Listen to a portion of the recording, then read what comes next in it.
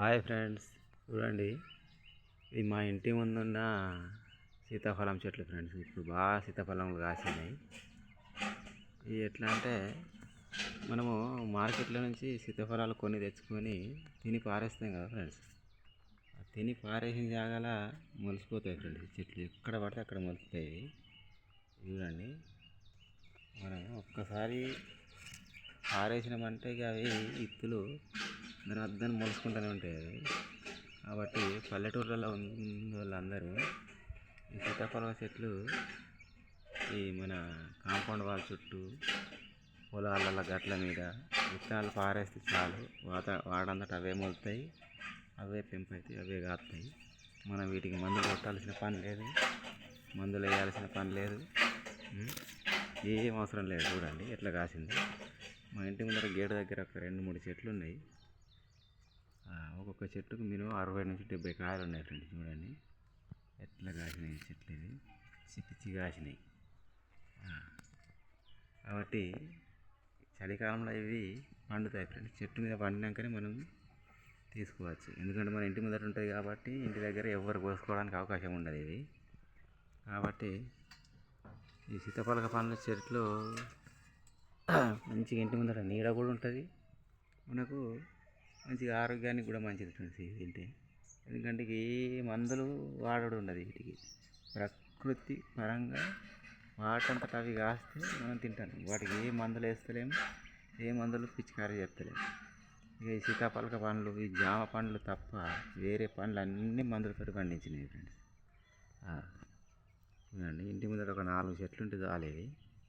మస్తు మన సంవత్సరానికి ఒక 2 నెలలు బాగా కాత కాస్తాయి. చలికాలంలో వస్తాయి. ఇప్పుడు కాసినాయి. చూడండి, మా ఇంటి ముందట ఉన్నాయి చెట్టు. ఒక 3 చెట్లు ఉన్నాయి. వీటికి 200 కాయలు ఉన్నాయి దగ్గర.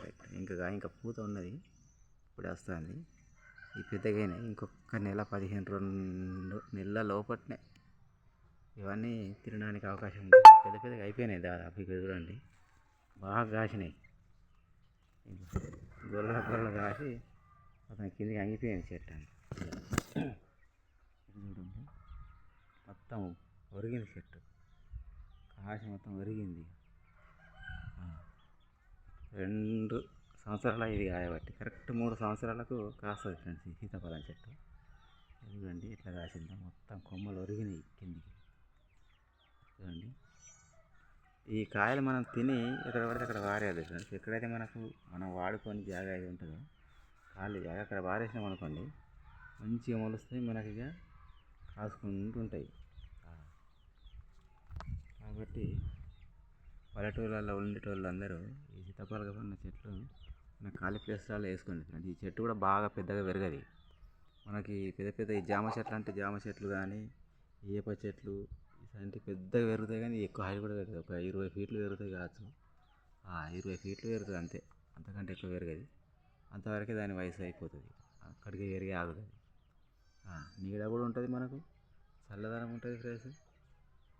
మళ్ళీ కాయలు కూడా కాస్తాయి. దీనికి కొద్దిగా జాగుంటే సరిపోతుంది ఫ్రెండ్స్. ఎంత మంచిది ఫ్రెండ్స్.